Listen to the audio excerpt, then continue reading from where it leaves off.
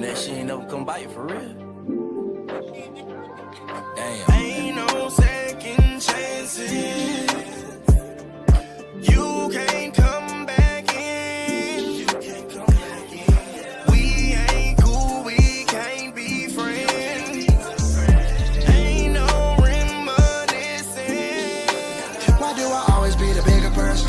I just want someone to show me that I'm truly worth it. Got a lot of things that always go unnoticed. I'm too busy being judged from people who ain't really worth it. Yeah, I get played, I'm so hurt. Cause I wanna know the truth. Are we really a thing? Is it really me and you? Why did I trust people that told me THD? The problem is you. Never thought that I'd be sitting with this shawty trying to talk a lot and get on. What's going on? What's going on? It's your boy Ikon. And once again, we're here on 95 South TV. First and foremost, want to thank God for this opportunity because without him, there'll be no us. Next, I want to introduce my right hand man. You know what I'm saying? Mr. Lover himself, your baby mama's favorite host, Barry White Jr. voice himself, Jacob the Great. What's going on, brother? Hey man, glad to be in the land of the living, man. Another day to get it right, man. Like you said, thank God for this opportunity, man. Yes, sir. Yes, sir. So go ahead and introduce this queen so we can get this doggone interview started. So, man, listen, I'm gonna give her the honor of letting her introduce herself and telling the audience who she is. Hey everyone, my name is Priscilla Caballero and I am out of Minnesota, Minneapolis, Minnesota. Um, I am, I wear a bunch of hats. So I do housing navigation, housing specialist, resource provider. I help people facing evictions in court, just in general, facing evictions, homelessness. I'm a domestic violence advocate where I am on the homicide review team and also in the shelters with survivors. I also do financial education with my own business, consulting business, where we teach people, the underserved communities, credit building, business credit, business structure, get them ready and prepared for funding. And then I also have my own delivery business where I have a fleet of sprinter vans. And then I also do part-time music management as well. So yeah, pretty much a little bit sums up a little bit what I do. Well, I'm gonna say, what don't you do? Um, so, I don't know, but I'm so willing to learn. I know that's right. So, let's get started with financial literacy and teaching people about credit reports, credit scores, um, teaching people about the CPN, teaching people about business credit. So, how did you actually get into, financial literacy? So, growing up, I didn't, I don't know if it's the minority community that we just aren't learning it in school, or maybe just in general, our parents didn't teach us, or we just don't know these kind of things, right? And so I started learning about 6 years ago. I had met somebody, but I learned it all the wrong way. So I was learning things that were like quickly done, or I'm paying folks to do my credit, do my, boost up my credit somehow, looking for the answer to how do I build myself up, right? And so I'm over here doing the wrong things, and then I'm like, let me study it, let me master it myself, and try to help others on the way up. So I took master classes, I took business school, I took everything possible in order to be able to help myself and then give back to others. So I started this company ooh, a few years, probably about 4 years now in 2022, 4.5 years, where we started off just doing master classes, and then went into teaching businesses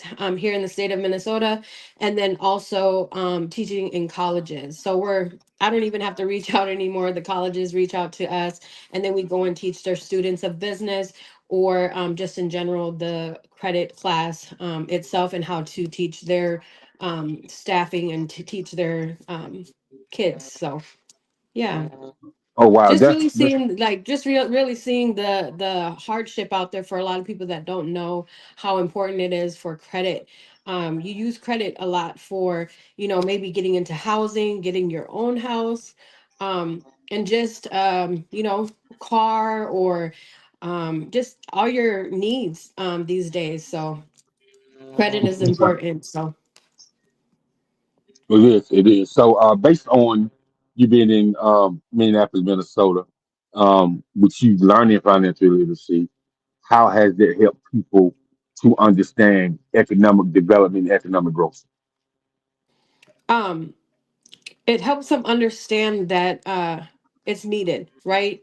We teach them how to build it, and depending on where they're at, we start where they're at. We don't expect you to have a 700, a 600 credit score. We meet you where you're at. Maybe you have late inquiries, to maybe you got something where went into collections or something like that. We make sure that we teach you how to dispute letters. We teach you how to learn what is needed to build your credit score up. So just teaching that in general, and a lot of people don't know um, the pie chart that you need to get in utilization to, um, revolving credit to. Um, just in general, everything that's needed to build your credit report, right? And so people think like, oh, I have a 700 credit score and still don't get approved. Well, what else is affecting that, right? And so we teach them all the things behind a credit score, all the things behind your report, what to break down, and how to get funded, how to help you structure into business credit so you don't use your personal credit. So it's helped a lot of people. It impacts a lot of people. And then coming from where they're coming from, also meeting them where they're at. And so learning our story, and then them feeling comfortable enough to tell us their story, and being comfortable enough for us to help them. So, yeah.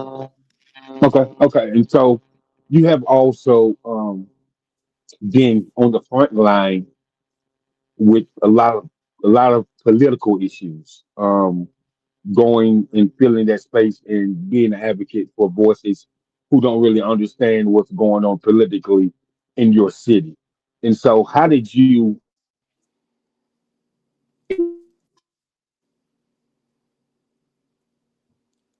I think we lost you.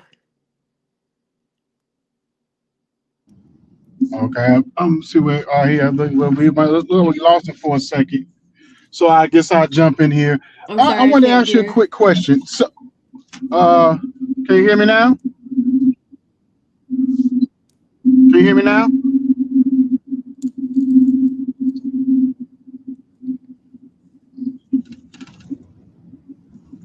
Can you hear me now? Can you hear me now? Go ahead, Jacob. Okay, can you guys hear me? Yep, I can hear you Yes. now. Okay, so sorry about that. Um, walking into those spaces where you're in the same room with political figures, and just giving that voice for people who don't understand what to say, or don't know what to say. How did you even get into that space? Because that's not a very easy space to get into.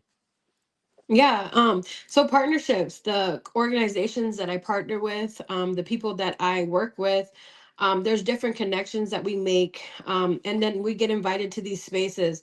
And so when we're in these spaces, we speak up for the people that are surviving maybe domestic violence, housing instability, um, credit education, and we're in the forefront explaining what's really going on out here in the world, and what the experience is.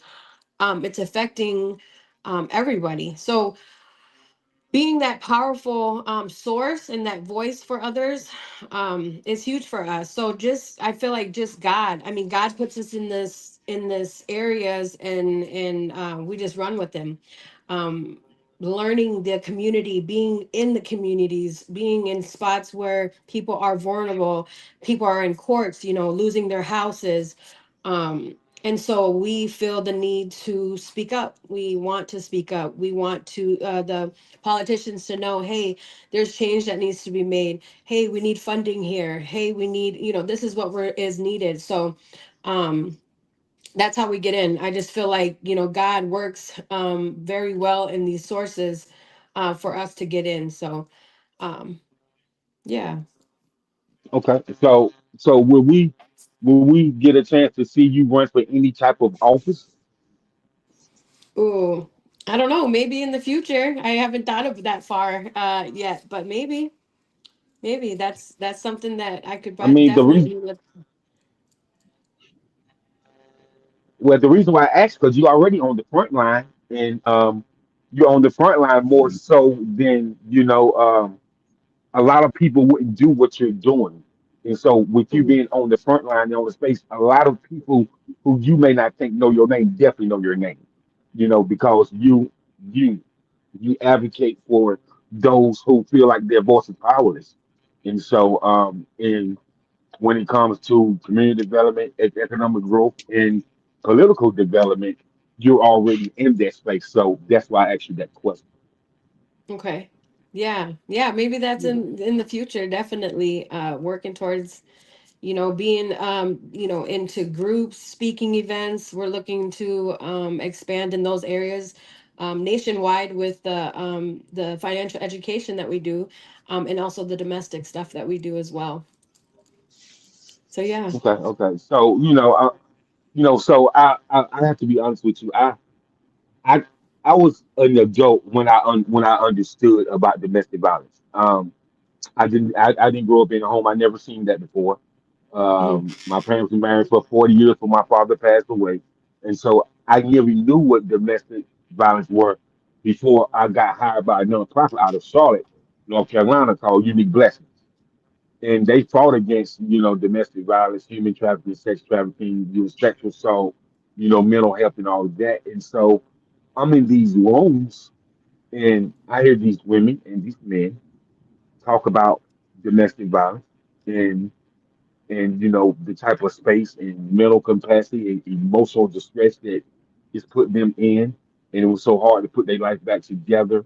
And so for you being an advocate of domestic violence, um, from that emotional and that mental standpoint of view, you know, um, how do you kind of deal with, your clients that've been through that, and what type of pressures are put on you when you have to stand in court with somebody, or you have to, go through a counseling session with, a male or a female or a male whose kids have seen this and their kids need counseling.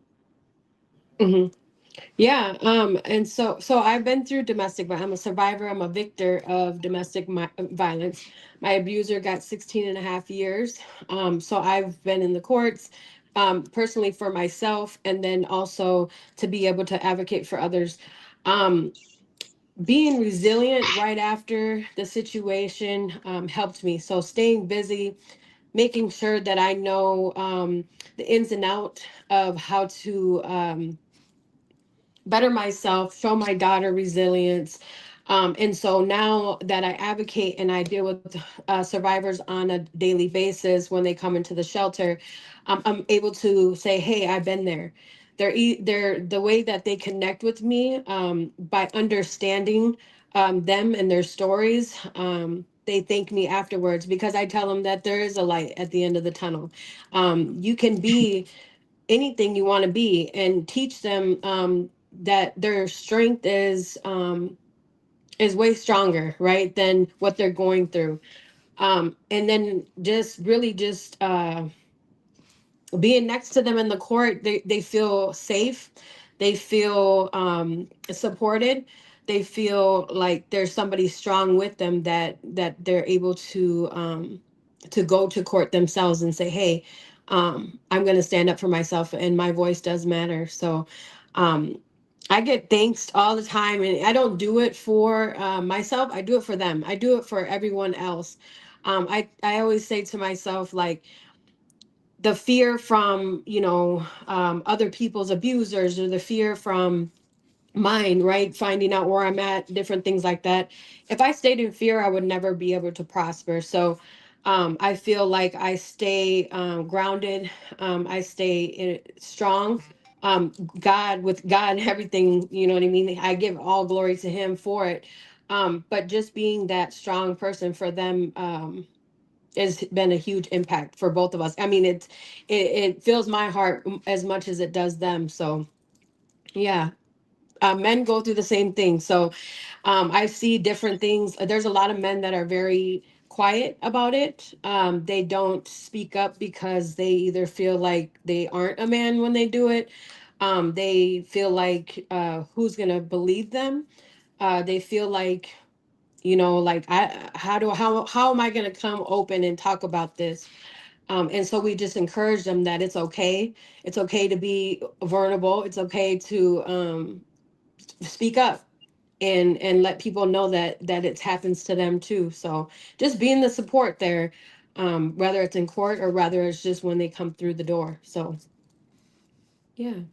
Okay, so you are a domestic violence survivor and Mhm. you are a domestic violence advocate.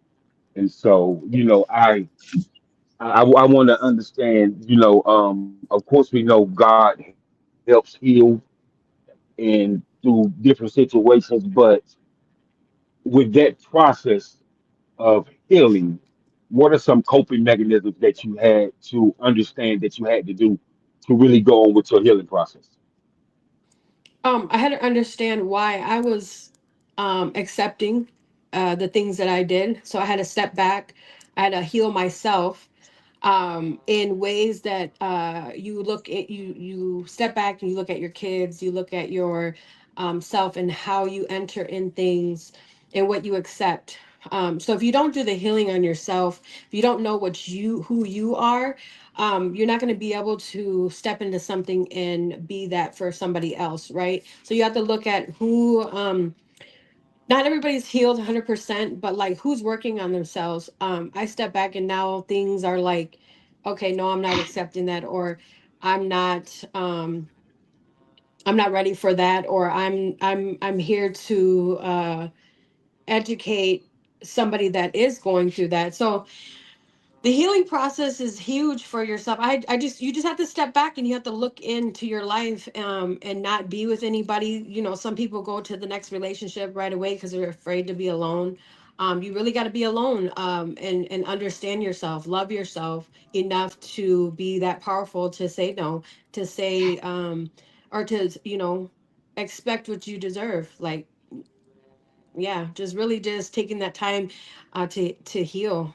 It took me 5 years, so to be able to say yes to anybody else. So I know that it takes time. It might not take that people that much time, but it takes time. It takes time for you to realize that that's not the life you want to live. So Okay. So we're gonna switch gears on something that yourself and Icon knows about, a lot. So we're gonna switch gears into the transportation industry, and it's a very big industry. It's always going to be around, and so with what is something that you would tell someone that wants to get into the transportation industry? do your research before you purchase. Do your research. Get what you need first and understand what it takes. Sometimes you get into something thinking it's going to be a great investment, but it takes work. Structure your business right. Get your MCDOT registered and hold on for it for 6 months. I mean, some of these people don't work with you until you've had it for 6 months to a year. um, Kind of really just understand what you're getting into. Are you ready? Do you have a driver? Do you have a broker? Do you have a dispatcher? Do you have just anything and everything that you need for your business? I just got thrown into it. I was an investor, and then something happened, and then became the whole thing. So I had to figure it out alone. So just going from ground up, I would say just do your research. Make sure that you have the right people behind you. Make sure that you have the tools, the knowledge for it, and then um, the load boards, the you know, apps, anything that can help you, because or whatever you can study. Um, just be prepared because it's a lot. It's a lot of work. It's not that easy as you think. So yeah, but it's worth it. It's going to be worth it Okay. at the end. Actually, this is your industry. Go ahead and talk. All right. Well, I want to go back for a second. Can you hear me? Oh, you're. I can't hear you. You can't hear me? Hold on. Let me cut this phone to you. Let me see if I can go directly like this. Can you still can't hear me? Let me see if I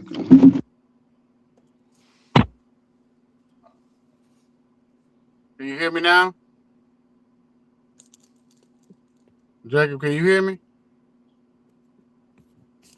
Nobody can hear me? Yeah, so say some icon. Can you hear me? Yeah, I can hear Y'all you. can't hear me? You can hear me now? Oh, I can't hear. Yeah, Oh, let me go back and call. We'll come back again. Can you hear me? Because I can't hear him.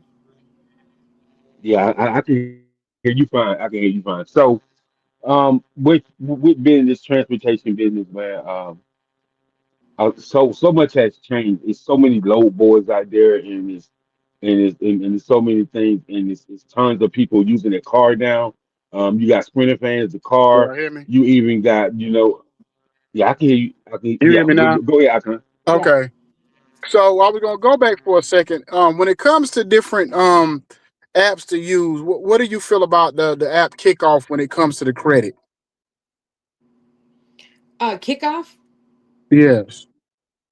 I feel like it helps. I mean, that really just helps you. Is it like a secured? That's like one of the secured loans that they give you that you're kind of building like a revolving credit with them, kind of like uh these other couple apps that like. Oh my gosh, I would have to bring them up. Sorry. Well, the way Self. Kickoff works is it doesn't you don't be able you're not able to use the money. So basically, they No. give you like a fake line of credit, Yep. and then you pay back on the credit. And I guess it's supposed to build your credit and give you points based off of you paying a monthly fee back off of money you really not even using. So it's kind of like a save it. Do they give it to you at the end? Because like self is an app too. It's a savings account that you put into, and they give you money at the end of your that $1,000 or whatever that they have you pay. Do they not give it back to you there with the kickoff? I think that's Yeah, what they they do do. in the end. Yeah. Okay, Yeah. yep. So that's something good. Like I did that to build my credit, not kickoff, but I used self credit and then there was this other one. But it really is just revolving credit. So those are revolving lines that creditors are using like for like a primary. They want to know who else is trusting you to pay back the loan, pay back different things. So that's how you're going to get the next credit card maybe or a car payment or um, maybe a house. So, but these creditors, that's what they look for is those revolving credit lines that somebody's already trusting you to pay back something. Okay. Okay.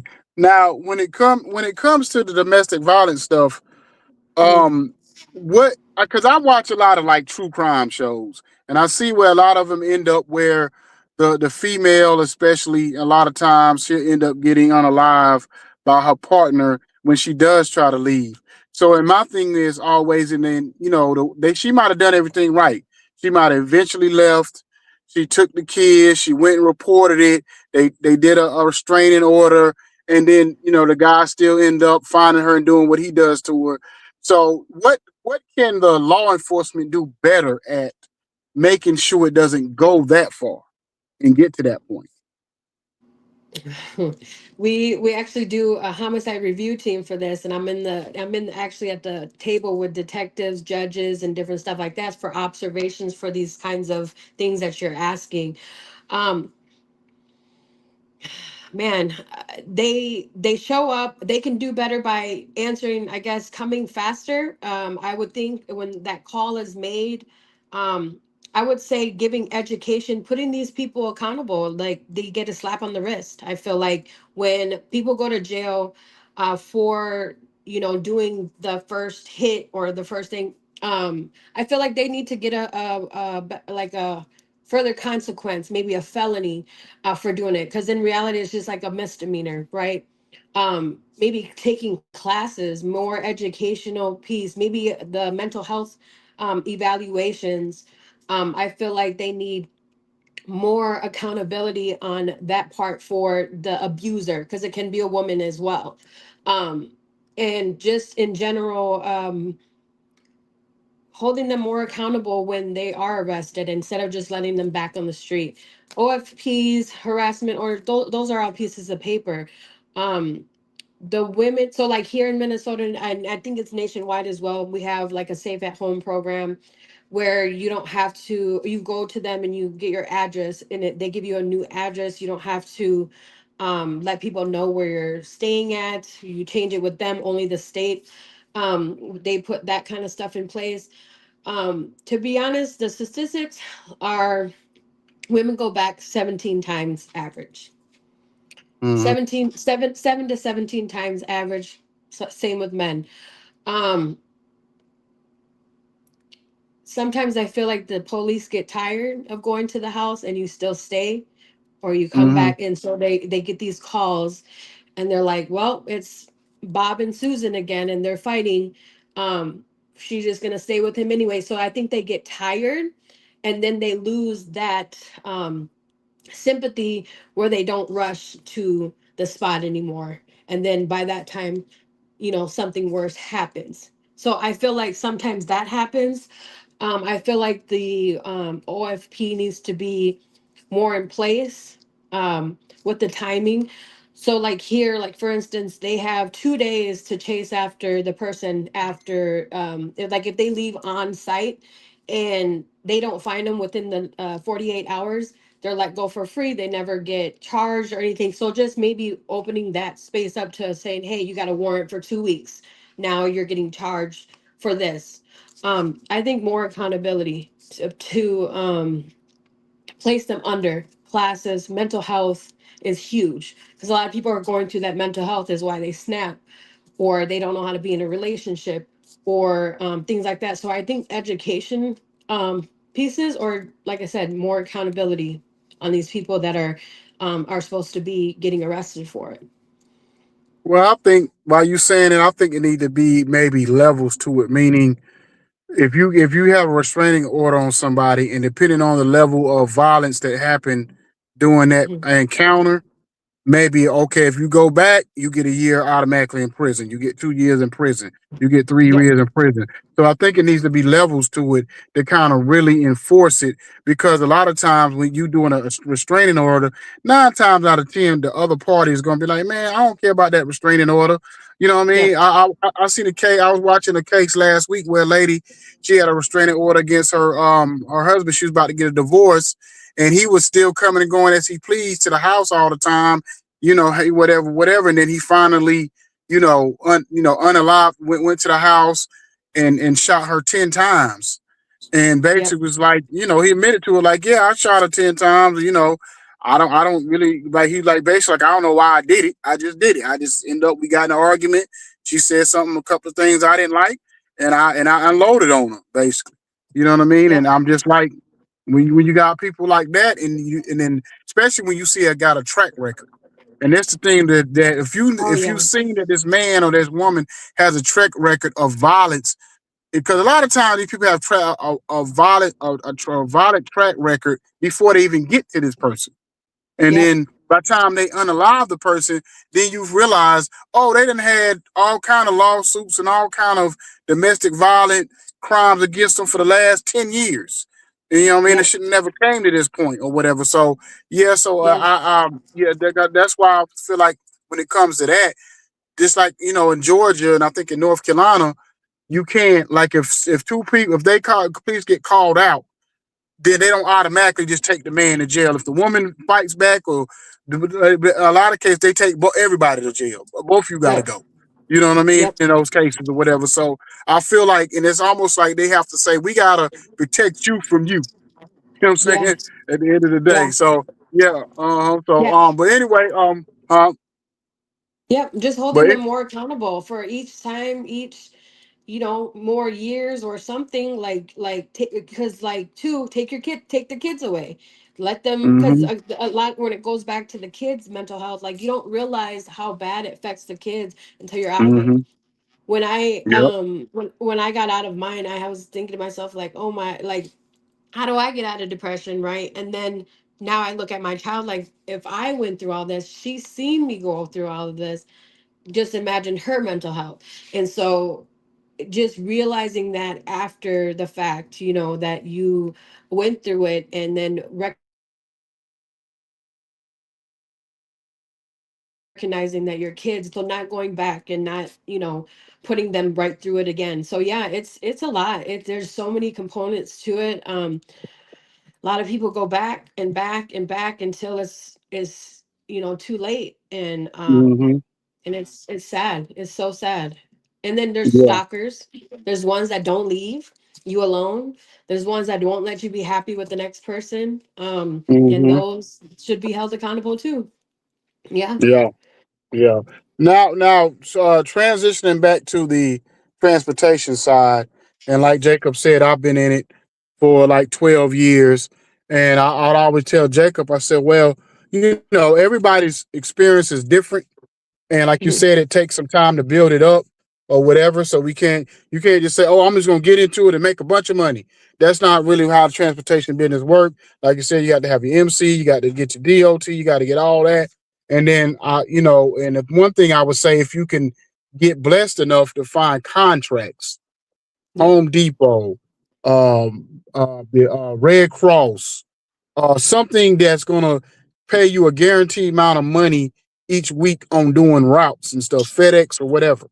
versus the load board, because the load board doesn't necessarily work for everybody the same way, especially if Mhm. you're in a certain area and you're not willing to go. You go over the road, but you're not willing to go but so far, and it's just a lot of factors that factor into that load board. So Yeah. kind of uh, do you agree or disagree with what I'm saying on all that? Yes.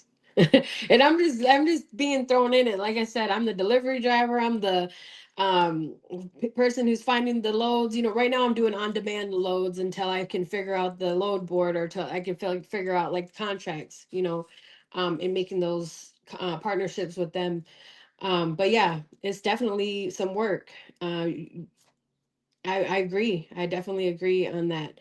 So you said the partnerships with the different people first, like the contracts with them would be best. Yeah, like the different companies. If you get like Sear, I mean, it's like Home Depot, Red Cross, FedEx, somebody that you can basically say, okay, this is how much this contract pays this week. This is how many, what drivers we need, how many drivers we need, or something like that.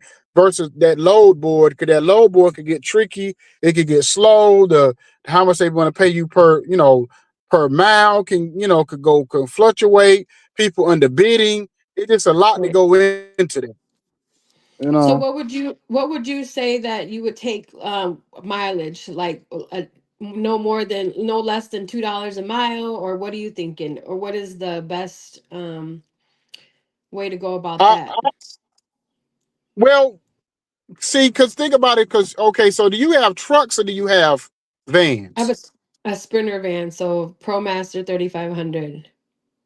Okay, so Sprinter vans is kind of different from trucks because, of course, with a truck, you got to think about the weight of the load and all that kind of stuff. Because the Yeah. more weight, the more gas is going to take, fuel and all that kind of stuff.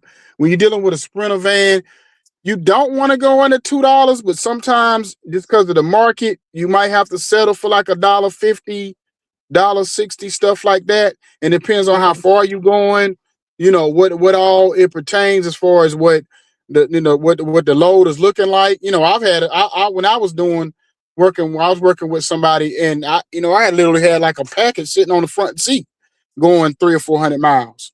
So Mm, it could be something that small, or it could be a whole crate in the back that you have to carry. Because I was doing the sprinter thing or whatever, but ours was a lot of hot shots, so it was a lot of 12, 13 hour drives, stop for 2 hours, and have to go find another load, and then go for another 10 hours. So it was crazy like that when I was working with them or whatever. So I don't know what your experience has been with your drivers, and how to keep that vehicle rolling, and at the same time not killing your drivers when it comes to having them drive too much without okay. resting, because What you don't about have to work off huh what about the well, like medical? the medical courier, like most of that is, a lot of that is by mileage, or Okay. it could be mileage, and it could be like a guaranteed amount, or not even say just a guaranteed amount. It could be by package. You know what I'm saying? Because Okay. sometimes you could have a contract that's by package. You get paid per package, so it could be $1 a package, 75 cent a package. It could be that. I done the medical courier side when I was in my own car, but I was driving like a van, a car, but I had a contract. So my Okay. contract paid a certain amount for me to go from the warehouse to whatever my locations were. So I had a guaranteed contract to pay me a certain amount when I did that. But when you in business like yourself, but if you do it that way, then you would have to have several different vehicles, several different like sprinter vans, if you're gonna, so you can have several different contracts if you're doing the medical courier thing. Now Red Mhm. Cross, so that could be a lot of money in that. If you get a contract that's paying you for that, that could be a lot of money. But the thing about it is too, you want to also be in a situation where you might have a contract that doesn't take all day. Let's say you got up at 5 o'clock, contract ended 10, then you can maybe have another contract start at noon and go from the 6 or something. So you might want to keep your eyes open on smaller contracts that pay good money, but then you may can do 2 or 3 contracts in one day. You know what I'm saying? Okay. And then stretch out that whole week. So that would be another way to go. So it just depends on how you want to do it. But to me, I just don't want to just rely solely on that board, because that board can get tricky. You know what I'm saying? Okay. Yep. Unless you really get it consistency with it and get it rolling, and like that. But I know in the first year or two, it takes some time to really get rolling with that board. You Okay. know. But yeah, so Yeah. that's just my experience, and my opinion of it all. But you might have had a different experience than I had. Yeah. No, I got it ready to go. I'm ready. And I've had a couple of deliveries here and there, but I'm ready to hit the road running. Okay. So I gotta get it to it. Oh, okay, so you just not really getting started with it. Yeah, yeah. I got it all prepared, certifications to everything, anything in $1 million insurance to, all of that. I got it all prepared, read about it, did my research for that specific reason, and now I'm just ready to go. So I've had it since Yeah. December. So the Okay. the the months are coming up, and whatnot. So I'm just waiting I do the on-demand deliveries here and there, but I'm ready for the consistency. So in that way I can Yeah. just let it run itself. Okay. Okay. Before I throw it back to Jacob, I'm gonna just say this: y'all have the coldest state in America. Minnesota is the coldest state in America, and I've been to every city, every state in America 100 times over. And in the wintertime, it does not get any colder than Minneapolis, Minnesota, in that area. I know. I know. Well, but I go might have to ahead, go Jacob. down south. I might have to go down south just to Yeah. do the winters over there. Oh yeah. Go Okay. ahead, Jacob. You jump back So in. you've helped more than 500 families get housing. And Mhm. so tell me the process and how you got started on helping families. Working with people that's less fortunate, working with the poverty communities, working with senior citizens, working with single mothers, single fathers. How did you get started doing that? So I started that in 2020. I really got into it with, I don't know if you've heard of AmeriCorps. It's nationwide with that. They've had contracts open for that position. And I thought, what award would it be to be able to help somebody through evictions, through how, or just to help the homeless, right? And so I decided to be a volunteer for AmeriCorps. I got started with them, and then I started with the site that they put me at, and then I grew from there. So since I've been there, it's over 500 families and counting. Still to this day, we just got a 400,000 uh, funding source that just came came as well. So it's probably going to be the next however many families that we help. But I really got into it because of my passion for it. Um, I've experienced it after leaving my domestic violence situation. And so I thought, hey, why not help the next person? I know all these resources, I've done the work. And then so that's just really how I got into it. People that I work with are great. The ones that the organizations that I've been with give great resources. So I just really tuned in, made the partnerships with different organizations in the Twin Cities and around Minnesota as well, and made sure that I was able to provide these resources to everybody that I could come across, whether it be, financial savings, budgeting, to be able to stay in their homes, to be able to understand that money is important, how to use it. Um, Being in the courts, waiting for somebody to get out of eviction court to say, "Hey, I can help you." Um, how else? I've at the quickest I've helped somebody when the sheriff is at their door 24 hours. So I've gotten, and we fund a lot of money there. I think where one time we had funding come in for Rent Help Minnesota, and they were funding up to like I think $20,000 for back rent. So just being able to provide those resources was crucial, not only for me but for them, dealing with somebody in crisis like that, understanding their story and listening to them, and then be able to help them right afterwards is just a passion for me. I love helping people. And so that's another reason why I got into that field of it, because of experience and then just the passion for it.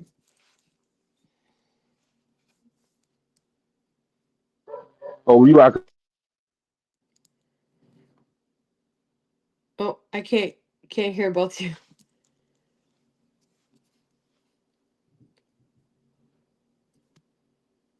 Can you hear me now? I'm sorry, I had it on mute. Yeah. Yep, I can hear you Yeah. now. Okay. Okay. Well, I'm I appreciate you coming on, and giving us your time. We didn't get into everything because you do a lot. You know what I mean, or whatever. Yeah. So I don't even know how you can do all that and even be in the music management side because these I don't know what kind of artists you manage, but these artists nowadays do not listen. And I told Jake that's why I told Jacob, other than if my son and them wasn't in it, I wouldn't even be still in the music business no more. That's I rather do this Yeah. podcast stuff because these artists nowadays they think they know everything. So, Right. you know what I mean? So I don't even really want to half the time fool with it. I've been in it since like 97 on and off, you know what I mean, or whatever. But, I got more Yep. into the TV and the radio stuff years ago just because of Yep. the frustration of dealing with the artist management. So we have to bring you back on another time to talk about that. But, Yeah. just to get the knowledge of what we talked about and talking about the stuff we talked about, I think it was more important for this particular interview. Yeah. But I Sure. appreciate you coming on, giving us your time. Tell everybody where they can find you, and your different platforms. Thank you for having me on your show. Can't wait to come back. You can find me on Facebook, Instagram, Priscilla Caballero, or the real Priscilla Caballero on Instagram. I think he had posted where you can get my link tree, so you can find me on the flyer that he had posted up as well. The link tree, you can see stories on me. Different magazines have written stories. Different places in the Twin Cities have written stories as well, so you can get to know me a little bit better, and what I do. And then, yeah, so definitely find me and connect with me if you are facing evictions or different things like that, domestic violence. Reach out to me. I got the resources for you. Okay, all right. I appreciate you coming on, and God bless you, young lady, because you got a lot going on. So, get you Thank you. some God rest. bless That's you. all I can say. I will. All Thank right. You you. have a good night. You too. All right, thank you Bye. so much. Brown skin Bye. girl, and she knew I was out to go and clear my mind. The girl she's